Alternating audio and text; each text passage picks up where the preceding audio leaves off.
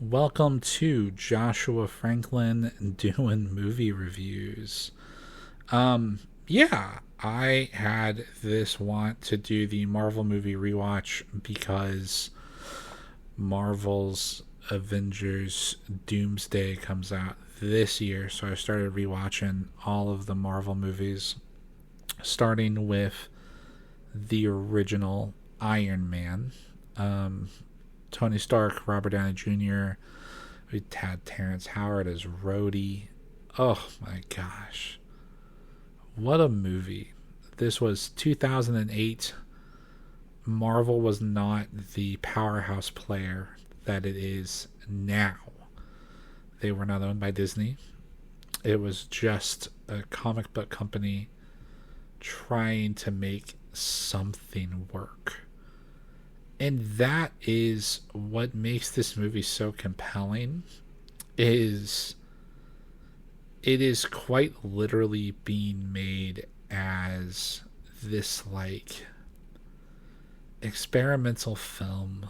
Jon Favreau is doing everything in the kitchen sink to kind of make this thing work.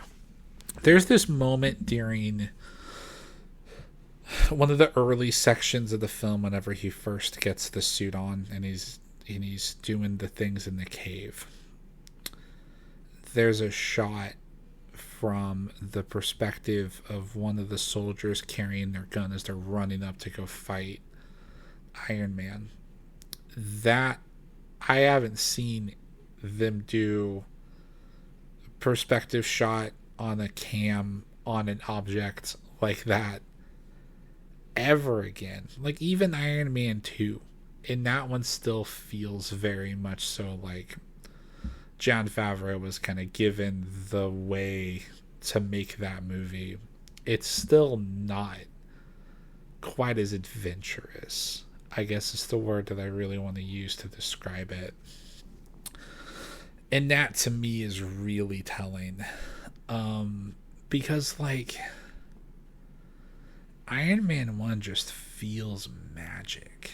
You know, it just feels like there's something going on there that's so freaking good. The behind the scenes feature, they talk a lot about doing a ton of improv. And my favorite element of watching Iron Man 1 is trying to pick up on all of the beats that feel like improv. Um, Famously, the two slices of pizza that from Jeff Bridges and Robert Downey Jr. whenever they're talking about, I think it's like the initial suit. He's like, "What are you working on?" And he's like, not gonna talk about it. Here, take a slice. Nah, take two slices. It's fine. You've earned it. Um, that can feel like it. But then, like, I was trying to look for it with the Yinsen with the Yinsen stuff. Um, Yinsen content felt very much so like they knew exactly where they were going with it, which makes it really interesting to talk. Because I know they said they had like 30 to 50 pages maybe. Like they knew the beginning, they knew what the middle was going to be, they knew how the movie was going to end, and they had kind of all the connective tissue. It's just how do we get from point A to point B, and each of those scenes where they kind of had a lot of improv, it's like how do we get from point A, how do we get to point B, what are we doing? And with the Yinsen stuff, the thing that I really enjoyed about it, I feel like there was some improv in there that was like, how do you as a scientist relate to Tony Stark, multi-billionaire, has never really cared? How do you find the humanity, and how do you connect to that? How do you find and make something real when I feel like Tony is so disconnected from everything?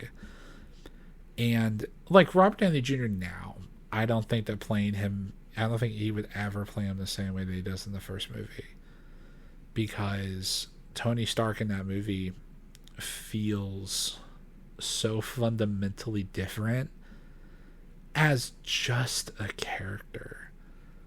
Like the veil between the two of them was very low. Like Robert was very exposed. I think he was just now starting on like a comeback tour, quote unquote recovery.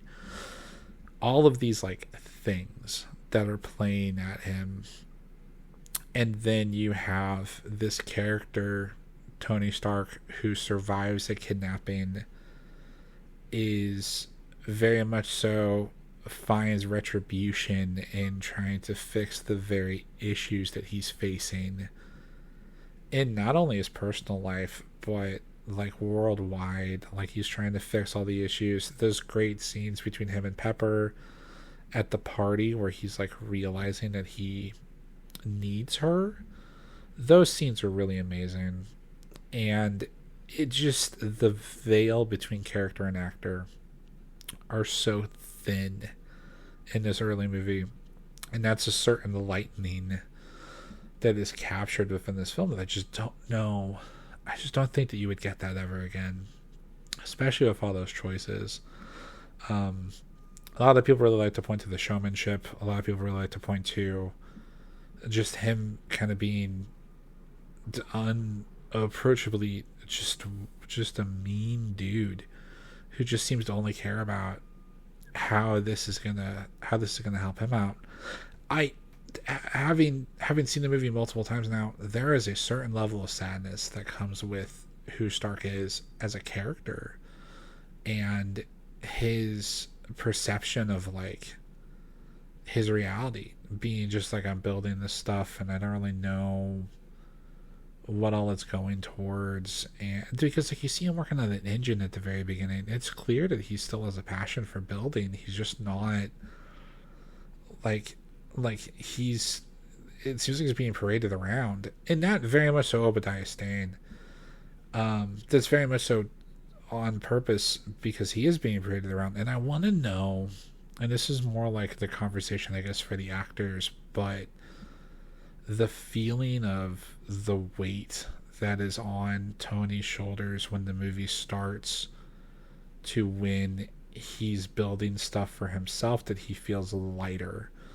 And I think that all of that stuff, all these purposeful moves that are made to make the movie feel more alive, and the arc isn't told but shown, and all of this energy that is being funneled into this movie, it's just so cool.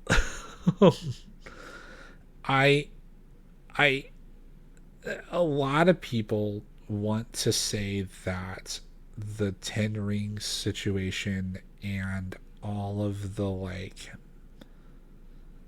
the changes that were made to the MCU to make this thing work, because they didn't want to do the Mandarin, they didn't want to do that, this kind of like a racist interpretation of a character, I get. But also, like, at the end of the day, the thing that I really enjoy about it is that there's not too much going on. Like, this is a movie that feels very focused and feels very centered.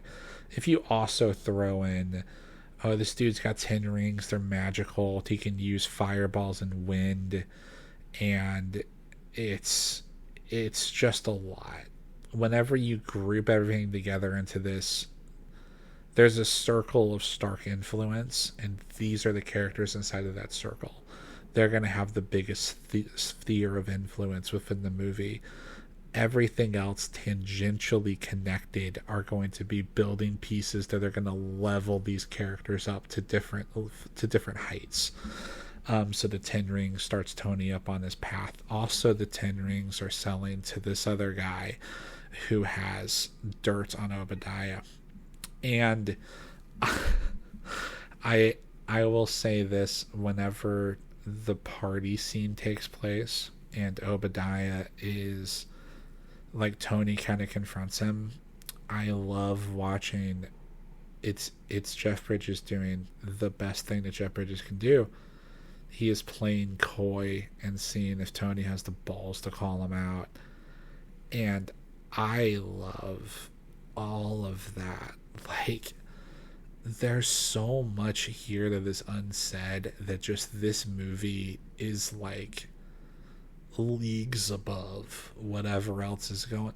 And it's these are all DNA things too. Like I can point to things in future movies that are going to be like the unspoken part of that scene is still here. And like whenever people say like I don't really think that they check the scripts before they go in there, I don't know, man. I really feel like they do. Like even if this one is heavy improv, they are they know what they're building though. They know exactly where they're going with it and they know exactly what's happening. I don't really think the Marvels ever lost the step, quote unquote. Just man, this movie is something else. Um Special effects were really really good. The first time that he flies in the Mark II, whenever I said silver suit, he's flying around and it zooms in on the kid with the ice cream. Just a joy. Such a good movie. I I can talk about it for I could talk about it for an hour if I really wanted to.